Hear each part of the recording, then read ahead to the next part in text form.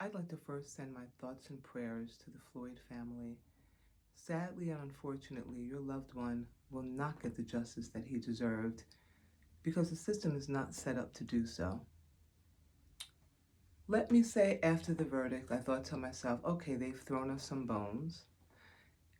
And then I was disgusted and sickened having to listen to the system talk about how this decision is going to be a precedent for new laws moving forward as related to the continued murder of Black people.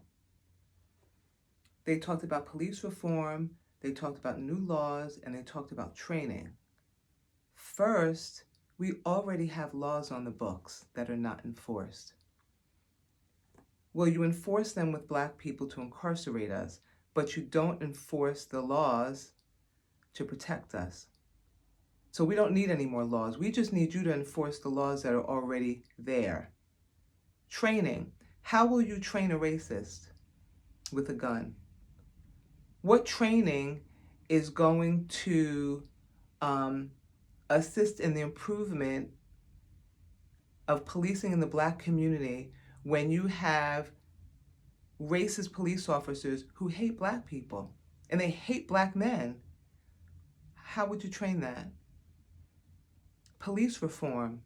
They talked about police reform. I mean, unless you completely dismantle the system of policing that has been put in place and been continuous and ongoing because it's institutionalized, unless you dismantle that, there will be no progress. People make up a precinct. You have an institution that has been the way that it's been for 400 years, intentionally. Intentionally, we know that. All this stuff has been covered, we know that. So police reform without dismantling and rebuilding, and that doesn't mean to not have police officers. That just means for Black folks to have a different system of policing that's in place because it's not working for us right now. It's working for you all because the plan is to extinct as many of us as possible. So it's working wonderfully for you. It doesn't work for us. So unless you're going to dismantle that, police reform won't work. The problem here is the 400-year continuous and ongoing institution of racism that has intentionally contributed to the genocide of Black people and has been continuous and ongoing in our oppression. That's the problem. And unless you're going to dismantle all of these things, there will be no real progress for us. Let's start with the media. Let's start with the white media. During the verdict, we're watching the verdict, and then we see that there was a 15-year-old Black girl killed because she had a knife. I don't care if she was running up and down the street with a knife.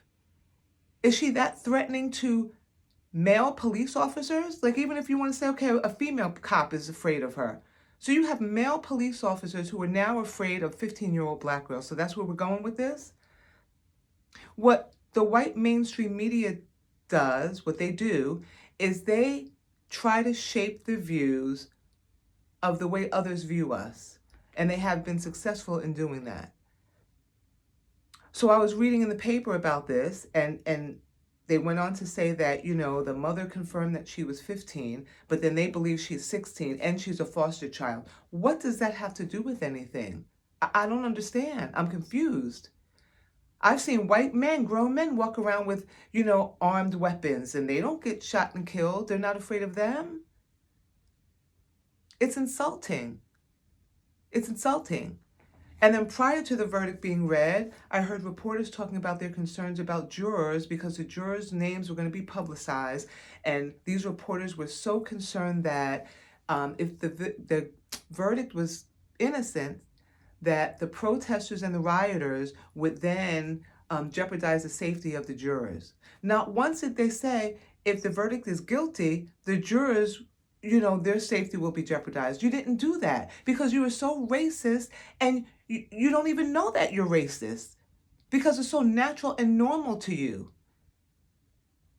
That is so insulting. So now we have a guilty verdict. You got the 17-year-old that recorded this, that brought this whole case to court. You have her. You got the little young baby that testified. You got the jurors. You have all these people that have gotten this savage found guilty, who will probably just do a few years, but they found guilty. So white media is not concerned about these people? You're not concerned about them? Let's talk about the judges. Let's allow people to vote judges in and out instead of being appointed and staying there forever. Because we know how corrupt they are. I've seen it myself. Judge just broke the law, did whatever he wanted to do, and 4 other judges said it was okay in a case that I had as a plaintiff. Right? So let's do that. Let's allow us to vote on these judges. See, all these things have to be dismantled. You, the system, have created a continuous and ongoing institution to contribute to the genocide and the oppression of Black people. You brought drugs and weapons and disease to our neighborhoods and our communities. You interfered in us getting jobs. You interfered in us getting educated. You miseducated us. You miseducated and misled everyone else to shape their views the way you wanted people to see us. And that has impacted the way others view us. You, the system, you did that. Intentionally. See, this institution of racism, the depth and the breadth of it is so deep and wide and so far-reaching. It's further and beyond these little snippet pieces of things that they talk about. Don't buy into it. And I know there are people who do buy into it, who do think that, now we're moving forward. We cannot move forward effectively unless we deal with the real issues. And these things that they're talking about are not real. They're not. They're not going to make any change. How many dead bodies have there been hanging in trees over the past year? How many other Black folks have been shot and killed with no convictions? Right? So I'm just saying, there's a lot here. And there's a lot we need to be focused on. And you, the system, continue to mislead people. You continue to use our sellout Black folks against us. Because, see, they're worse than them. You continue to use money and your sponsorships to get to those Black folks who could make an impact. You've left generations of Black people devastated. Generations. You've mass incarcerated us. We have generations of Black men who feel a sense of helplessness and hopelessness because of you, the system.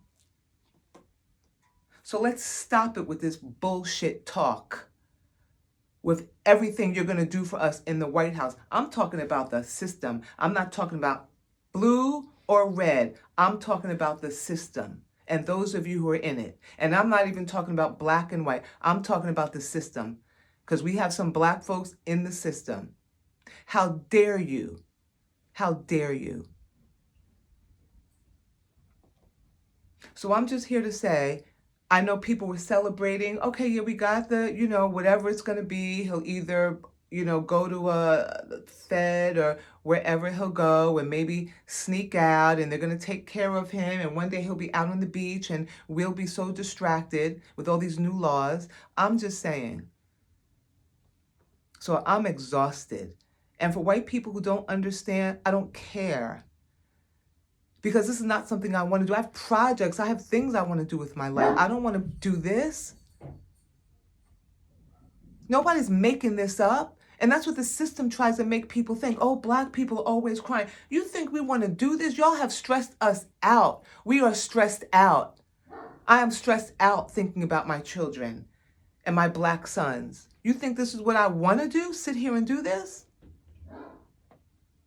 So just please know there are some of us out here, and I know that there are some of us out here who are not buying into you. No matter what the money bag and the ambulance chasers do, those ones, the appointed Negroes that you have appointed for our community, there's some of us that don't follow them. So don't talk to us about police reform or any of these laws or anything else. Just enforce what's there and dismantle the system. Please don't walk around with a false sense of security. Let's all be safe out here.